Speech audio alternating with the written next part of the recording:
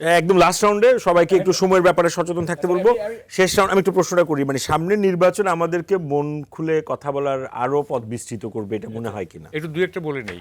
এই যে সমালোচনা আপনি বললেন না, সমালোচনা সম্পর্কে একটা সুন্দর কোটেশন আছে, critics are the brushes of noble man's cloth. মহৎ লোকদের মানে শরীর কাপড়ের যে ময়লা সেগুলি মুছে ফেলার জন্য ব্রাশ স্বরূপ সমালোচকরা, ঠিক আছে? আর আপনি যেটা বললেন না, এই যে কি এই যে 3 তারিখ থেকে 5 তারিখ, এইটা হচ্ছে কি সোসাইটি, এইটা সায়েন্স দিয়ে বুঝতে হবে। সোসাইটি এই যে তাপ মানে পানির বাষ্পীভবনের তাপমাত্রা কত, 100 ডিগ্রি সেন্টিগ্রেড, 99 ডিগ্রি পর্যন্ত আপনি বুঝবেন না যে পানি বাষ্প হবে। যেই 99 হয়ে গেল হঠাৎ করে এটা ইভাপোরেশন শুরু হয়ে যাবে। এই যে তাপগুলি যে কনজিউম করতেছে, এটা আপনি মনে করবেন যে আর কি ব্যাপার, এত তাপ দিচ্ছে বাষ্প হচ্ছে না কেন? You will have to wait for 99 degree. তো ফলে ওই 3 তারিখ থেকে 5 তারিখটা ছিল 99 ডিগ্রি।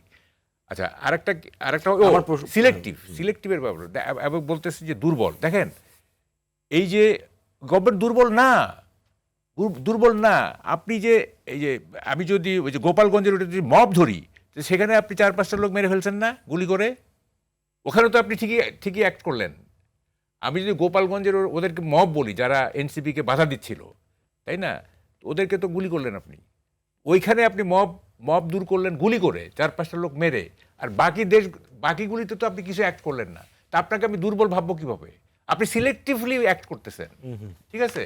ফলে এইগুলি দুর্বল না। আর্মিকে অ্যাক্টিভেট করা কোনো ব্যাপার ছিল না আমাদের চিফ অ্যাডভাইজারের, কোনো ব্যাপার ছিল না। আর্মিকে বলে দিত, চিফ অ্যাডভাইজার বলবে আর আর্মি অ্যাক্ট করবেন, এটা কোনো হলো নাকি কিছু? আর্মিকে বলে সরাসরি মবক্রেসি দূর করবা, শেষ। আমার শেষ কথা হচ্ছে মবক্রেসি দূর করেন, একটা সমালোচনা করবো না গভর্নমেন্টের, একটা আর টকশোতেই আসবো না। শিওর, হ্যাঁ, খালি মবক্রেসি দূর করেন, আর কিছু লাগবে না, আর টকশোতেও আসবো না, ঠিক আছে? মানে এটা সরকারের, তাহলে আপনি তো বলতে চাচ্ছেন যে সরকার ইচ্ছাই ছিল যে এইটাকে আমি মবক্রেসিকে আমি ক্যাটার করব। হ্যাঁ, mobocracy is a tool of the present government to counteract মানে ফ্যাসিস্ট, ঠিক আছে? এটা বোঝা গেছে আমাদের। কারণ ভাই উনি তো সরকারকে একটা দাবি দিলেন যে মবক্রেসি দূর করেন আর টেলিভিশন আসবেই না, একটা মবক্রেসি হবে না। 1 মাস দেখবো, 1 মাসে কোনো মবক্রেসি নাই, বা 2 মাসে দেখবো একটা সার্টেন স্টেজ, আর টেলিভিশন আসবো না। মবক্রেসি দূর হইলে অনেক প্রবলেম সলভ হয়ে যাবে। আচ্ছা দাঁড়ান, এইটাই তো, এই কারণেই তো সমালোচনা করতেছি। দেখেন ইউনূস সাহেব ইজ এ গ্লোবাল সেলিব্রিটি, তাকে আক্রমণ করার কোনো আমাদের ইচ্ছা নাই, ঠিক আছে? কিন্তু আমরা মানে যা দেখছি আর কি, হ্যাঁ, নির্বিকার একটা ইনঅ্যাক্টিভ গভর্নমেন্ট, সারা দেশ জুড়ে অ্যানার্কি, সারা দেশ জুড়ে ললেসনেস, অথচ তিনি আর্মিকে অ্যাক্টিভেট করলেন না।